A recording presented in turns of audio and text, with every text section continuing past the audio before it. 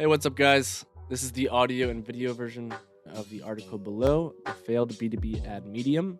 You can't bore strangers into listening and remembering. It's the exact same content, I'm just simply reading it out loud. And depending on how you prefer to consume content, perhaps this is a better way for you. Otherwise, you can just read the article below. All right, here we go. Dear CMO, marketer, VP of marketing, how can the opposite of a good idea still be a good idea in advertising? Why does Bobathor the caveman remember to buy a spear at Cave Mart? How can a boring service make us cry? And most importantly, how does not knowing these answers waste your B2B ad budget? First, let's back up a second. In our previous article, The Failed Ad Message, Your Solution is Not a Solution Without a Problem, we explained how advertising is a battle for perception. The reality doesn't matter. What creates the right or wrong perception is the message you put out in your advertising from the very first interaction buyers have with you. There are two possible perceptions that buyers can have of your B2B service: an interchangeable, nice to have, which is caused by a solution focused message, or an irreplaceable need to have, caused by a problem focused message. The perception is what determines inbound booked calls, win rate, sales cycle length, and customer acquisition costs. In other words, perception determines growth, scalability, and profitability. But you can't create the right perception if the ad message isn't heard or read. The right perception won't influence buying if the message isn't remembered, and the influence of buying can't be maximized if the message isn't shared. And what determines all of this is how that message is communicated. When I was learning French and living in France, I decided to text one of my friends only in French. I had made plans with a French friend, a female, to go out later that evening to a party. Unfortunately, my level of French wasn't as good as I had thought. I decided to send her a text message. Je suis excité pour ce soir. Pretty good French, right? The message I was trying to say was an innocent, I'm excited for tonight. But because of how I said it, using the wrong word, she understood, I'm horny for tonight. Oops, message not received well, I got blocked. If you don't communicate the message you want to put out in the right way, then it doesn't work the way you want it to. In other words, the right message can't work without the right medium. In this article, we'll break down 3 key outcomes and how they're achieved by communicating your ad message in an emotional way, aka the medium, instead of rationally, like most B2B ads. Outcome number 1 is that your ads about the problem-focused message are heard and read. Outcome number 2 is that buyers remember you as the irreplaceable need-to-have solution to the problem when buyers are ready to buy. And outcome number 3, your ad viewers share the ad with other people that suffer from the problem, because word of mouth is and will always be the number 1 driver of growth. First, we need to understand decision-making functions in the buying journey. When we try to communicate using the wrong decision-making function in mind, the message is not received effectively. We call this B2B buying journey misalignment. It's the reason most B2B ads are wasting budget and triggering CFO tantrums.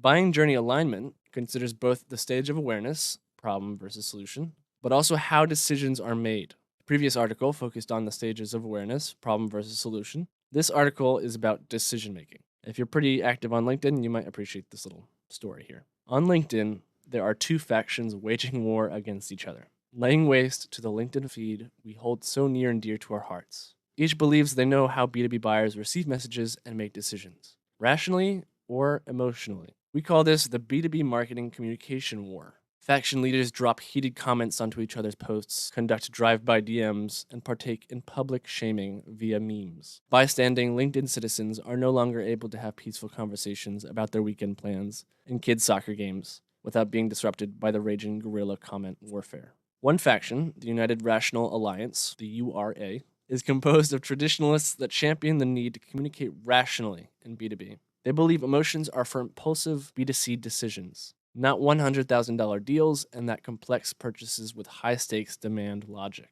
The URA are a quieter people compared to their counterparts, but do not be mistaken by their lack of noise. Their presence is numerous in B2B marketing. The opposing faction, the Democratic Emotional Revolutionaries, the DER, is composed of progressives that have rebelled against the URA's long-standing rule over B2B marketing. For years, they hid in the shadows of the outer territories, Reddit, TikTok, Endor, slowly converting new followers to their cause, primarily dopamine-addicted Gen Z. And only recently, they have gained enough TikTok dancing followers to launch a coup. So, who is right? Should B2B marketing be rational or emotional? Which ideology drives more revenue? Well, dear marketing reader, we have forgotten to mention that there exists an alternative faction, the Black Camel Peace Corps. We've created a third faction to unite both ideologies, ensuring LinkedIn harmony and profitable B2B campaigns. Consider this counterintuitive idea. The opposite of a good idea can also be a good idea. Both factions believe B2B buying is either emotional or rational, mutually exclusive. But by analyzing their commentary, we found the hidden piece of the puzzle. They're both right and both wrong. How can that be? The emotional faction makes claims like, you can't get attention when you're boring. Emotion creates an attachment to the brand and helps people remember it when they're ready to buy. Emotion is what inspires people to take action and learn more. The rational faction makes claims like, when someone thinks about buying a $500,000 service, they're thinking about the ins and outs of it for months. That's deep and rational thinking. When someone thinks about buying such a complex service, they need trust. They need to trust those experts. They need information and cold, hard facts. When someone thinks about buying, they need to measure the value against the costs. And while these are all very different claims, they're actually both right, because one is making claims about apples and the other about oranges. They're talking about decision making at different moments in the buying journey. B2B decision making in the buying journey is both emotional and rational, it just depends on when. Modern humans in 2024 make, on average, 33 to 35,000 decisions each day. That might sound pretty surprising, especially if you're like me, who takes 2 hours to decide on which Netflix movie to watch. Usually, when we talk about decision making, we think about it as a long process of thinking that takes months, leading to one decision. Did you decide on which college you want to go to? Did you decide where you want to buy the house? Did you decide on the baby's name yet? Luke or Obi-Wan Kenobi? But in reality, there are thousands of smaller decisions that make up these big decisions. To make it easier to understand, we call these micro decisions. The same happens in the buying journey. There are many micro decisions that lead up to the one big decision.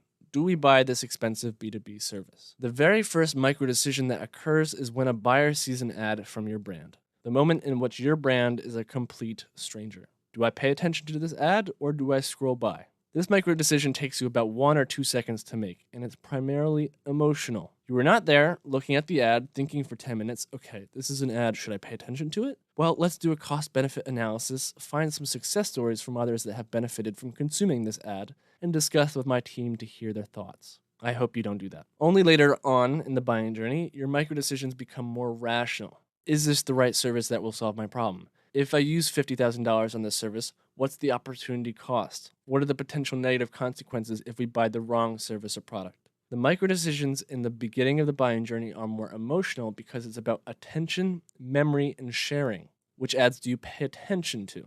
Which ads in their message do you remember? Which ads in their message do you share with colleagues or friends? Surely you don't say, hey Tim, just wanted to share this video with you. It was really boring and it made me think of you. The micro decisions in the end of the buying journey are more rational because it's about evaluation, justification, and risk management. Aligning our communication with buyers' micro decisions ensures our message influences them, guiding buyers to the ultimate decision, buying from our brand. This is why B2B advertising needs to be communicated emotionally. Advertising influences buyers in the beginning of the buying journey when they are not yet evaluating, justifying, and managing risk. But what happens if we don't align with how they make these micro decisions and make our ads too rational, like most B2B companies? Let's look at each of the 3 main outcomes comparing rational advertising and emotional advertising. We'll use everyday examples, scientifically backed research, and excerpts from our B2B communication advisor, Bobathor the Caveman, to explain. The first outcome. When you communicate emotionally, your ads about the problem-focused message are heard and read. What gets our attention? How does one decide what to give their attention to and when? Well, it depends. Sometimes we give our attention to something unintentionally. A beautiful person walks by us and smiles. We look back, staring, and bam, we walked straight into a pole because we weren't paying attention to the right thing. Sometimes we give our attention to something intentionally. For New Year's, we decide we're going to pay more attention to the gym and what kinds of food we're going to be eating. We make the conscious and intentional decision to pay attention. But here's the thing. No one is intentionally making the decision of seeking out our ads. People may, however, intentionally make the conscious decision of booking a call with us. Again, this is because of the difference in decision making in the buying journey, beginning versus the end. So we can't get buyers, aka complete strangers, to intentionally consume our ads. How do we get them to do it unintentionally? We use basic human psychology and evolution. Think back to our ancestors living in caves and fighting for survival. We'll use our buddy, Bobathor the Caveman, as an example. We'll call him Bob for short. Picture this. Bob is taking a leisure walk in the woods on his way to the local cave mart. Save money, survive better. The sounds of nature surround him, birds chirping, river flowing, wind in the leaves. But all of a sudden, he hears crumpling sticks and leaves nearby and immediately turns around, his heart pounding with adrenaline. Bob sees a big bad wolf ready to attack. Let's look at the situation through a psychological lens. Bob is receiving lots of stimuli: the landscape, birds, river flowing. But a certain stimulus stands out in his mind: the sound of crumpling leaves. His brain makes him pay attention to it by making him feel emotions, fear and adrenaline.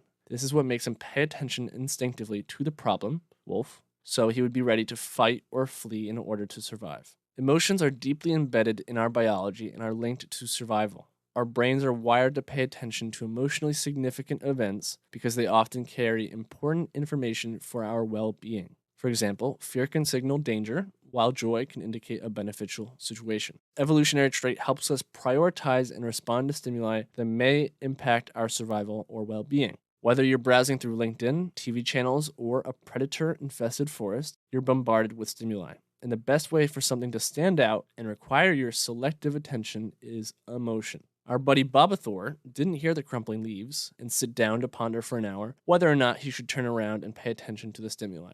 It was instinctive, subconscious, and immediate. It was not a rational decision. Remember Bobathor's words of wisdom on the matter: "Me no think, me feel, then me look." Okay, outcome number 2. When you communicate emotionally, buyers remember you as the irreplaceable need-to-have solution when they are ready to buy. Why, where, and how does memory of your ad messages matter? How many times has a stranger given you directions where you enthusiastically assure them you've heard them? Yep, turn right, turn left, left again. Great, got it, thanks. Then you turn around on your way and poof, you've completely forgotten how to get to your destination. You can hear and understand a message, but if you don't remember it when it matters, it's completely ineffective. Let's say your problem-focused message is received and understood. By owning the problem in the buyer's mind and connecting it to the pains they feel, you have successfully created the perception in the buyer's mind that you are the irreplaceable need-to-have solution. This is worth a big pat on the back. Most B2B ads don't get this far. But here's the thing: most B2B buyers are not ready at that moment to buy. When in the buying journey does it matter to be remembered? Remember, the buying journey consists of many micro-decisions leading to the final purchase. Buyers need to remember you and your message at each step.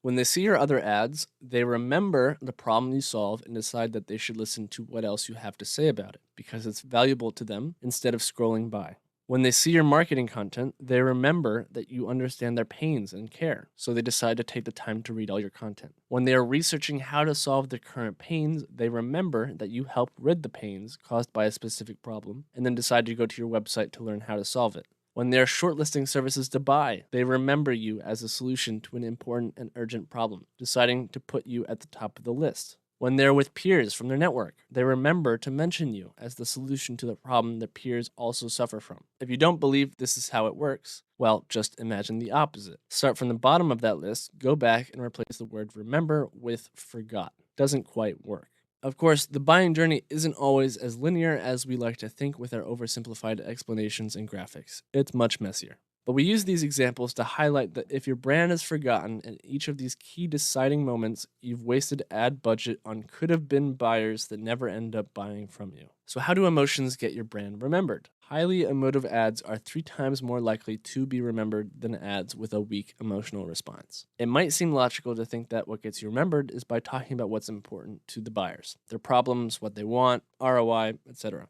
And although the message has a huge impact on this, a problem-focused message will be remembered more than a random abstract concepts or super generic promises. Communicating it emotionally has an even greater impact. Consider your own personal life. Which do you remember more in detail? The first time you brushed your teeth or your first kiss? The day you filled out your first job application or the first day at your job? The last time you did groceries or the moment you proposed or were proposed to? Yes, I know, we're getting old. Luckily for you, those emotional experiences helped you remember so well it feels like yesterday. Quickly think back on your childhood. Browse through a few memories. We can say with almost 100% certainty that the memories that came to mind were moments where emotions were running high, positively or negatively. And the ones where emotions were felt most, you can remember them in vivid detail. Emotional events are processed more deeply and remembered more so we can guide future behavior and decision making. Bobathor needs to remember how he almost died from a wolf so he can change his future behavior to survive. Emotions are what make us remember the ad message about the problem. Or as wise old Baba Thor would say, me remember wolf, me buy spear at Cave Mart. You need B2B buyers saying, me remember problem, me remember you, me buy your solution. Outcome number 3. When you communicate emotionally, your ad viewers share the ad with other people that suffer from the problem. Sharing an ad? What? Bet you didn't even think that sharing a B2B ad was something people even did. That's because we're so caught up in trying to figure out why only 0.5% of ad viewers pay attention to our boring ads in the first place, that we forget that an ad could be something someone wants to share with others. An ad isn't something people have to suffer through. Advertising plays a big part in marketing. It's one of the most scalable and measurable ways of acquiring new customers. You wouldn't be reading this if it wasn't. But as one of our favorite marketers, Christopher Lochhead, says, word of mouth is, was, and always will be the most powerful marketing. Word of mouth generates 5 times more sales than paid advertising across various industries, according to SEMrush. Why? It's human. We spread word about a solution to a problem to help others, being motivated by a sense of belonging, emotional connection, social currency, etc. The reason word of mouth is so effective is that it gets the right words about the problem you solve into the right minds, the people that suffer from the problem, communicated by the right person, a trusted friend or colleague. Oh, and also, it's free. And if you've read the first 3 of our articles, people buy solutions to their problems. So, how does emotion lead to ads being shared? Can any emotion boost sharing? Jonah Berger, author of Contagious: Why Things Catch On, explains how emotions make us share. Berger, well, I hope I'm pronouncing his name correctly, and his team spent years analyzing the New York Times' most emailed list, news articles shared by email, to understand why certain pieces of online content were shared and went viral. From his book, talking to others often makes emotional experiences better. If we get promoted, telling others helps us celebrate. If we get fired, telling others helps us vent. Emotion sharing is thus a bit like social glue, maintaining and strengthening relationships. A simple way to sum it up, we share when we care. As they hypothesized, content that was ranked as more interesting or useful was shared more than others. But what they didn't expect to find was that emotion and what type of emotion had the biggest impact on the virality of the content. When it comes to emotional communication, there are 2 dimensions to consider. Dimension 1, the most obvious dimension, is it positive emotion or negative emotion? Does it feel good or does it feel bad? But what's less obvious is that whether the emotion we feel is positive or negative doesn't actually affect its virality. That brings us to dimension 2. What does affect virality is the second dimension of emotions. Is it a higher arousal emotion or low arousal emotion? Arousal is a state of readiness for action. It stems from our fight or flight nature. When we feel high arousal emotions, we do things. When we feel low arousal emotions, we do nothing. Take a look at this table. We'll let our guest speaker, Baba Thor, explain how the level of arousal affects action. When me feel excited, me run. When me feel angry, me hit. When me see funny thing, me tell tribe. But when me feel relaxed, me do nothing. Me feel sad, me do nothing. And if me feel nothing, me do nothing. When we communicate with the right emotions, buyers take action. We want B2B buyers to see our ad and say, me see ad, me laugh, me tell network. To easily remember all 3 of the outcomes of emotional advertising, be heard, be remembered, be shared, Baba Thor yet again speaks his beautifully articulated words of wisdom. Me see wolf, me remember wolf, me tell tribe, all tribe buy spear at Cave Mart. When you plan your B2B ads, always think of Baba Thor. Wait 1 more minute. How can we be emotional when our B2B brand, service, or industry is so boring? Perhaps by now you understand the importance of communicating in an emotional way for B2B ads. But you can't quite visualize how it could possibly work for your B2B service. We're not fun. We don't sell B2C products like beer or knitted cat hats. Let's look at one of the most boring possible services to advertise: a search engine. Google's blank interface doesn't quite scream adrenaline junkie. Although it's technically not a B2B example, it is equally boring like most B2B services. At Google, a designer once had to justify why a certain toolbar should use the color blue with quantitative research. That doesn't sound like a typical boring B2B company. What does? And yet, Google pulled off one of the most emotional, promotional ads ever created. Despite being an advertisement, it was shared and went viral. Now, I won't try to explain the ad. It's best that you see it, so check it out in the article itself. But I will say that the problem-focused message is we all have unique and situational questions about everything in life and need them answered, and the high arousal emotion that you feel is awe. I have watched that ad several times and it has made me cry. So you'll definitely love it. Crying in a good way, don't worry. Google is not the only one. We've got a whole list of other boring B2B services that communicate emotionally in the beginning of the buying journey. You can check that out in our YouTube playlist where we analyze promotional ads from brands like Salesforce, Workdesk, Slack, Win.ai, Teamwork.com, Zendesk. So I challenge you to click through, watch those ads, and try not to laugh or cry.